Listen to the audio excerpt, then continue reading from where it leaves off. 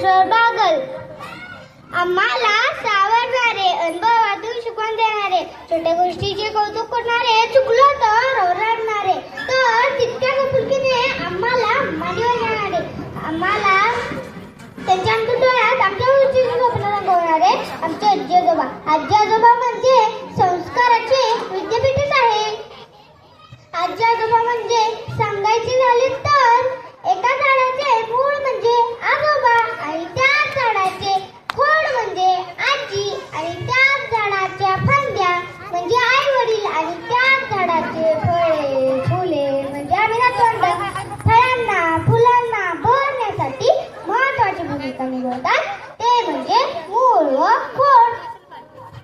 नातवंडांना घडवण्यासाठी त्यांच्यावर संस्कार करण्यासाठी माणूस म्हणून घडवण्यासाठी महत्वाची भूमिका निभावतात ते म्हणजे आमचे आजी आजोबा. आजी आजोबा म्हणजे म्हणून आजी आजोबा तुम्ही माझ्या जवळच असावे. आजी आजोबा आई वडिलांपेक्षा चांगले संस्कार देऊ शकतात कारण त्यांनी भरपूर पावसाळे पाहिलेले असतात.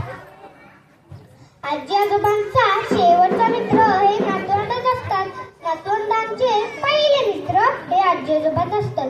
ज्यांना आजी आजोबांचा सहवास